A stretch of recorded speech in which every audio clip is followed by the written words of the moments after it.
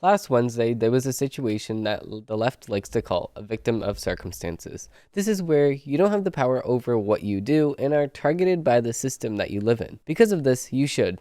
No, not you should, you must get off scot-free. Unless the judges and prosecutors are racist, of course. This is purely because of a certain race or if you are in a protected class of people. It's sad but true. If someone with a knife stabs someone else without a knife, it's purely because the person who was stabbed was in the wrong, no matter what. No further investigation is needed. If there is, the mainstream media will just add it in the footnotes or just not cover it at all. You see, this only works if you are in the said protected class of people.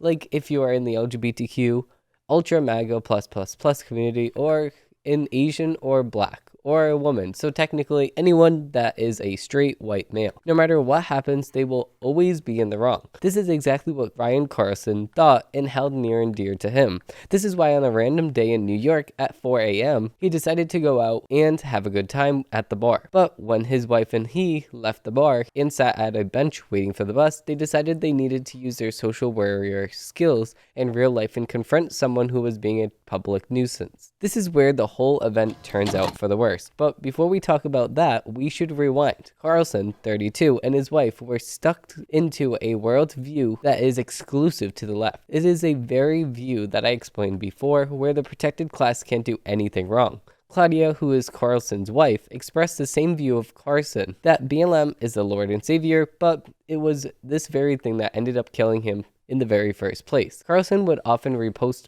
peaceful protests that ended up with peaceful buildings on fire or peaceful everyday looting. Carlson was also tweeting F the police in 2020, and his wife used cop-hating acronym ACAB in many posts, but are now deleted thanks to big tech platforms. She also was an activist and social warrior for the left, but still didn't realize the harmfulness of her ideologies, and neither does anyone on the left. It's a sad day where the left eats its own like it wants to eat the rich. But going back to what happened, in the dead of the night when Carlson wanted to change the life of this said 20-year-old, Carlson used all of the tricks that he knew, like please and thank you. And he used, you're better than this. Of course, he tried, I hate the cops too. The soft little nothings did not do much for him at this time of need. We all know the saying, sticks and stones may break our bones, but the words will never hurt me. Well, in this case, this was reality. Those very words did nothing for Carlson when he needed them the most. Now, you might be wondering why stabbing even happened in the very first place. Well, it's because Carlson tried to walk to the public nuisance. He was blinded by BLM and didn't use his brain to determine that it was not worth it. Trying to convince someone who's breaking the law not to break the law at 4 a.m. is never going to work. This is why the rest of us would rather just not confront the person in the very first place. Obviously, we would never do so with no protection.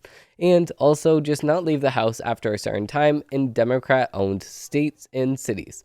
Especially in this case in New York, in Manhattan. At 4 a.m., I would not go anywhere. With that being said, that's going to do it for this situation that happened here. They're still trying to look for the person that actually stabbed Carlson, and his wife is trying to pick out the person that actually stabbed Carlson. Because of this, she does not even remember what Carlson looked like. We do have security footage of it, so the police are trying to determine, but she just cannot pick the person when there was a bunch of people in the row. All she had to do was publicly say, no, that was the person. But she couldn't do it because she just didn't remember for some reason. It's going to be a hard time trying to get this person because of the fact that Claudia, which is Carlson's wife, does not even remember what the guy looked like. With that being said, I'm going to update you guys if there's any other updates about this case. Tomorrow we will be talking about the Pakistani situation where they just invaded Israel. With that being said, thank you all for watching. Thank you all for enjoying. And if you did like this video, please like and subscribe down below because I did put a lot of research into this video. Thank you all for watching and I hope they have a great rest of your day.